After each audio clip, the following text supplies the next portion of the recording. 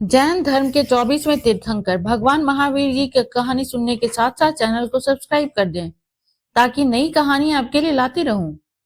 जैन धर्म के 24वें तीर्थंकर वर्धमान महावीर का जन्म चैत्र शुक्ल त्रयोदशी तिथि के दिन 599 ईसा पूर्व हुआ था। यह तिथि इस बार 21 अप्रैल को है। इस दिन जैन धर्म के लोग विशेष आयोजन करते हैं और उनके धार्मिक स्थलों में सभाएं होती हैं। आइए जानते हैं भगवान महावीर के बारे में खास बातें। महावीर जयंती पर 24वें जैन तीर्थंकर वर्धमान महावीर का जन्मोत्सव मनाया जाता है। दरअसल चैत्र शुक्ल त्रयोदशी तिथि के दिन 599 ईसा पूर्व महावीर स्वामी का जन्म बिहार के वैशाली जिले में कुंड ग्राम में हुआ था। इनके जन्मोत्सव को ही महावीर जयंती के नाम से जाना जाता है। भगवान महावीर जैन धर्म के अंतिम तीर्थंकर माने जाते हैं। इनके पिता वज्जी गणराज्य के राजा थे जिनका नाम सिद्धार्थ है। इनकी माता त्रिशला देवी हैं। महावीर जैन का संबंध भगवान राम से भी माना जाता है क्योंकि महावीर जैन का जन्म उसी कुल में हुआ था जिस कुल में भगवान राम का जन्म हुआ था। भगवान राम और महावीर जैन दोनों ही सूर्यवंशी हैं और दोनों का जन्म इक्ष्वाकु वंश में हुआ है। भगवान महावीर के बचपन का नाम वर्धमान था। इन्होंने ज्ञान की प्राप्ति के लिए कठोर तप किया। 30 वर्ष की आयु में राजसी सुखों का त्याग करके तप का आचरण किया। 12 साल 6 महीने और 5 दिनों के कठोर तप से इन्होंने अपनी इच्छाओं और विकारों पर नियंत्रण पा लिया और कैवल्य की प्राप्ति की। इस कठोर तप को करने के कारण वर्धमान महावीर कहलाए। महावीर स्वामी ने कैवल्य ज्ञान की प्राप्ति के बाद 4 तीर्थों की स्थापना की: साधु, साध्वी, श्रावक और श्राविका। यह सभी तीर्थ लौकिक तीर्थ न होकर एक सिद्धांत हैं।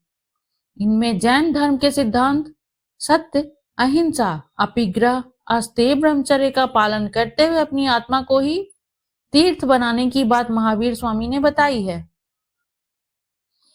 महावीर जयंती पर जैन धर्म के अनुयायी महावीर जैन की श्रद्धा भाव से पूजा और अभिषेक करते हैं और महावीर के सिद्धांतों को याद करते हुए सिद्धांतों पर चलने का प्रण करते हैं।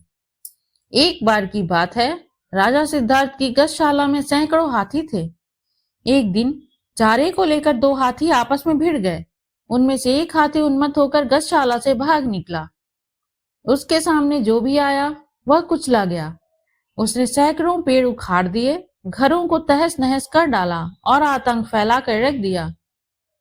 महाराज सिद्धार्थ के अनेक महावत और सैनिक मिलकर उसे वश में नहीं कर सके।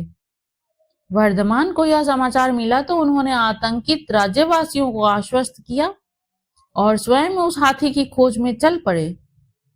प्रजा ने चैन की सांस ली क्योंकि वर्धमान की शक्ति पर उसे भरोसा था। वह उनके बल और पराक्रम से भली भांति परिचित था। एक स्थान पर हाथी और वर्धमान का सामना हो गया। दूर से हाथी चिंघाड़ता हुआ भीषण वेग से दौड़ा चला आ रहा था, मानो उन्हें कुचलकर रख देगा। लेकिन उनके ठीक सामने पहुंचकर वह ऐसे रुक गया मानो किसी गाड़ी को आपातकालीन ब्रेक लगाकर रोक दिया गया हो। महावीर ने उसकी आंखों में झांकते हुए मीठे स्वर में कहा, हे गजराज, शांत हो जाओ। अपने पूर्व जन्मों के फलस्वरूप तुम्हें पशु योनि में जन्म लेना पड़ा।